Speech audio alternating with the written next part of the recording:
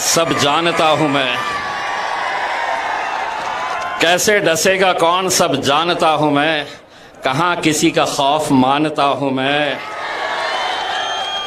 जंगल के हो या हो आस्तीन के, सांपों की सारी नस्लों को पहचानता हूं मैं।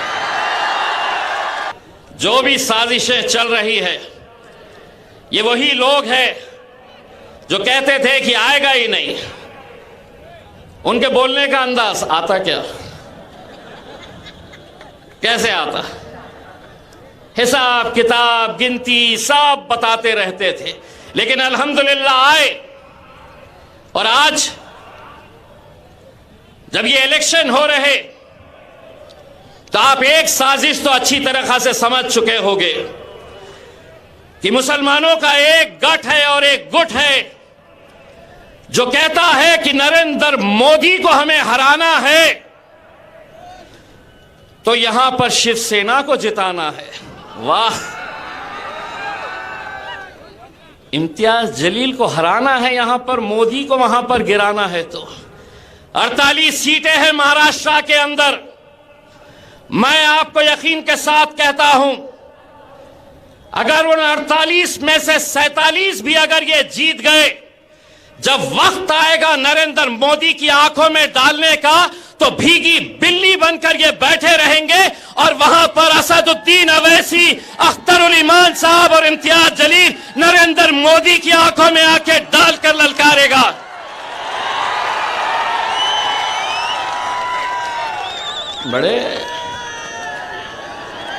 बड़े मोदी को जिताना है तो इम्तियाज जलील यहां नहीं चलता।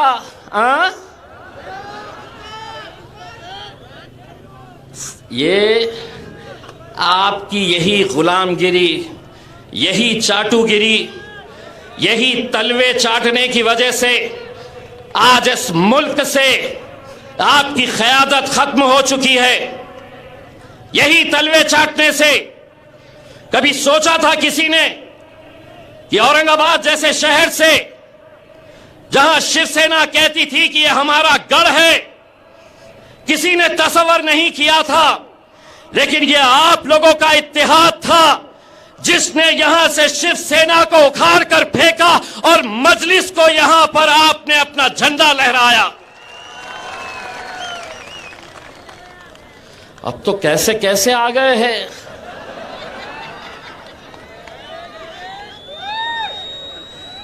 कैसी कैसी झोलियां फैला रहे हैं।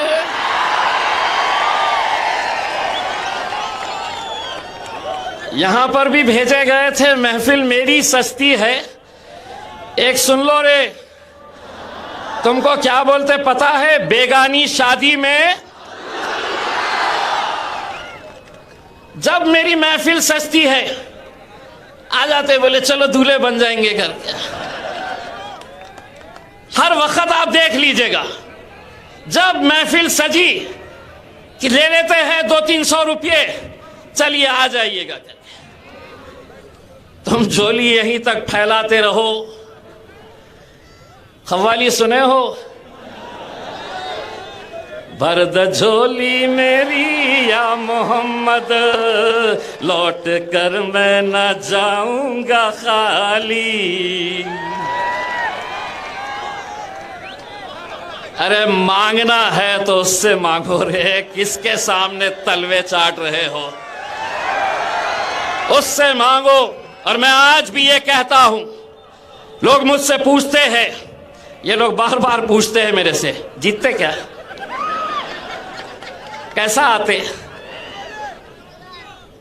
बोले 2019 में आपको कितना भरोसा था कि आप जीतेंगे और 2024 में आपको कितना भरोसा है। तो मैं उनको ये कहता, 2019 के अंदर मुझे 100% यकीन था मैं जीतूंगा, लेकिन अब वो इंतजार करते मैं कुछ तो भी बोलूंगा करके। 2024 में 200% यकीन है कि 4 जून को हम हिंदुस्तान का सबसे बड़ा जश्न यहां पर मनाएंगे इंशाअल्लाह। और जश्न तो बेटा तेरे घर के सामने भी आके मनाऊंगा इंशाअल्लाह। यही प्यादे हैं कि किसके वजह से चल रहे हैं? गाड़ी में पेट्रोल कौन डाल रहा है? सब जानते हैं बेटो, हम सब हिसाब निकाला जाएगा। हर इलेक्शन में ऐसे आते, कोई ना कोई तो आता है। गिराते बोले मेरे को, उन्हें क्या मालूम, ये शहर में अब अल्हम्दुलिल्लाह ऐसी फिजा तैयार हो गई।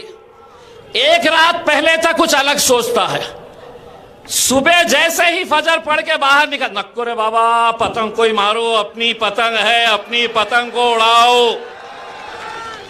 अल्हम्दुलिल्लाह मेरे भाइयों, आज क्या वजह है कि 10 ऐसे राज्य है जहां से एक भी मुसलमान को टिकट नहीं दिया गया, और ये आपके बीच आ रहे हैं और कहते हैं कि एकलौता एक, उसको यहां पर गिराना है।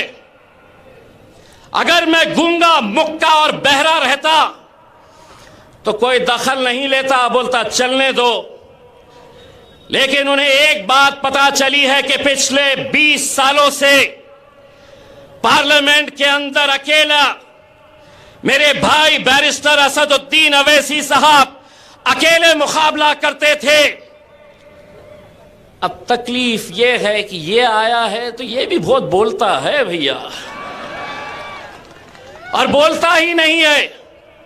असद भाई जब बोलते हैं और वहां से भाजपा का, यहां से कांग्रेस का, वहां से राष्ट्रवादी का, यहां से शिवसेना का, जब असद साहब को टोकते हैं तो इम्तियाज जलील पीछे जाकर बैठता है और उनको क्या कहता है, अरे चल बैठ रे बैठ। सारी तकलीफ इसी बात की कि कैसे इकलौता एक हजम नहीं हो रहा तुमको।